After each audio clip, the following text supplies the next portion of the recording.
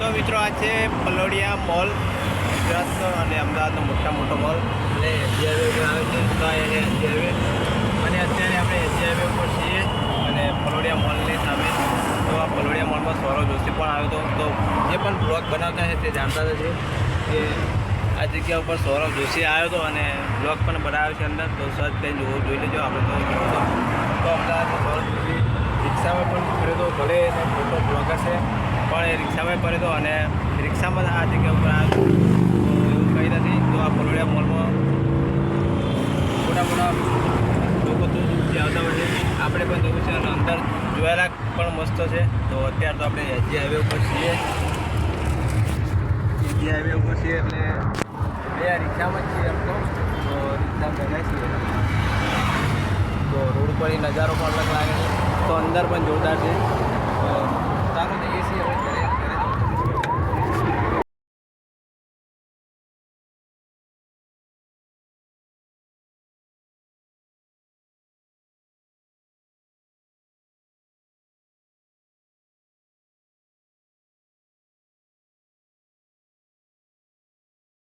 હું હાલ ઇસ્કોન છું અને અહીંયા 9 લોકોનો જીવ ગયો હતો.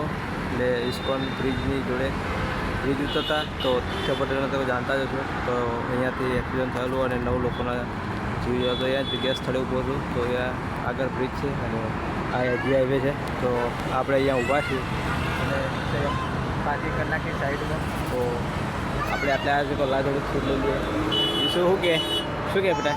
હા અહીં બેવું અહીં. તો જોઈ શકો છો એસજી હાઈવે અને એકદમ નજારો લાગે, સુંદર નજારો. તો અમદાવાદમાં નજારો પણ જોરદાર છે ને ગામડામાં પણ જોરદાર. એટલે બંને વાત જ નહીં થાવી. તો જોઈ શકો છો તીર્થ પટેલ જે પણ 9 લોકોની જાણથી એ સ્થળે ઊભા છે. તો અહીંયા રિલાયન્સનો મોલ છે અને એની એક્ઝેક્ટ સામે આ બ્રિજ છે, ત્યાં થઈ ગયું. તો આ સ્થળીએ છે અને ચાલો બની રહેજો, આગળ જઈએ તો બતાવીએ ત્યાં જઈને. તો મિત્રો જોઈ શકો છો આ એક સ્થળ છે જ્યાં મુક્તિ પામ્યા હતા લોંગણા. અહીંયાથી ધાર ઉપરથી આવતી હતી ગાડી આ સ્થળ ઉપર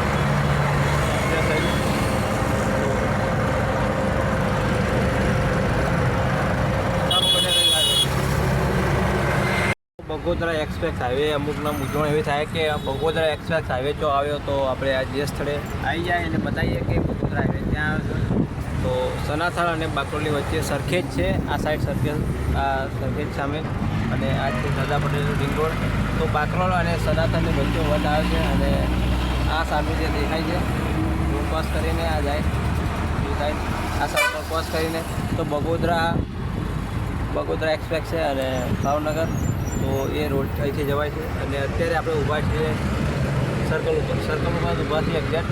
તો આ સાઈડ ઊભા છીએ અને આ સાઈડ ખેતરો છે. તો શહેરમાં સિટીમાં જઈને આવ્યા છે ને હવે ગામનો વિસ્તાર ચાલુ થઈ ગયો છે. તો ગામ વિસ્તાર કારણ કે કંઈ પણ હવે સિટી જેવું થવા માંડે છે. એક્સપ્રેસ તો હવે બની ગયો છે અને આ બધું આ બધી કંપની છે બધા બંગલા છે બની જાય છે. તો લુક પણ જોતા લાગે છે. અમદાવાદનું પણ એક નંબર હતું અને આ ગામડાનું પણ એક નંબર જ હોય છે. તો જોઈ શકો છો ઘણું બધું એક નંબર પવન આવે છે અને ખુલ્લું વાતાવરણ છે. તો ટ્રાફિક થયો છે અને આ એક્સપ્રેસ છે. તો મોકલી દેજો જેને ના ખબર હોય કે એક્સપ્રેસ ક્યાંથી ચાલુ થાય. આમ તો મોટાભાગે બધાને ખબર હતો સોશિયલ મીડિયાના માધ્યમથી, પણ આ તો આપણે શું અત્યારે આવ્યા છીએ તો બ્લોગ બનાવ્યા બતાવી દીધો છે. તો આ રીતે અહીંયા છે એક્સપ્રેસ અને આ મોટું સર્કલ છે. તો આ સાઈડથી આવાય સનાથલ અને અહીંયા ઊભા છે. દિવસોમાં ઢીલો થઈ ગયો ઠંડો એને કદા ઉપર છે. ઠંડુ પીવું બેટા? ઠંડુ આઈસ્ક્રીમ ખાવી? એ તો ઠંડુ કીધું પાણી બોટલ કરે લાવો ઠંડુ. તો ભાઈ અમારો ખાલી કીધું એટલે પાણી બોટલ આવવા માંડ્યો. ભાઈ અમારા દિશાનું બહુ જ લે છે. તો એને અહીંયા લઈને આવ્યા છીએ. જોઈ શકો છો સર્કલ. અને હવે જઈશું ઘરે તો ગામડાનો નજારો પણ બતાવીશું. સીડીનો નજારો જોઈ લીધો છે. તો જય માતાજી, બને રહેજો. ચાલો પ્લસ વિડીયોમાં આનો રસ પીવો લે એ આના માટે જાય રસ લાવું ચાલો રસ પીવો કેરીનો તરબૂચનો તો ચલો રે પીવું એને ખબર નહીં તાપનો પેલો રહી ગયો એટલે એના માટે 2 રસના ગ્લાસ લાવું તો આપણે ઊભા છીએ અત્યારે વિસલપુર શું ક્યાં ના લેતા હું તારા માટે તમને પીવાનું તારે મોએ મળી પણ ચોરી કાઢી યાર ટોરીસ રસ કેવો રસ કાલના જેવું કે ને હા તે કર એટલે બતાવી દે કેવો રસ કેવો તું બતાવી દે ઓમ કરો ઓમ તો ફાઇનલી આપણે આવી ગયા છીએ ઘરે અને 2 ભોણિયા દીશું મમ લાવે મમ્મી ઘેર આવી ગયા છે રિક્ષા જોયો તો અમદાવાદ ટ્રેન અને જ્વેલર્સ પર બધા છે તો અવાજમાં થોડોક એવો ડિફરન્સ હશે કારણ કે ફોનમાં બીજો બદલ્યો છે તો અવાજ થોડોક નોર્મલી રહેવાનો છે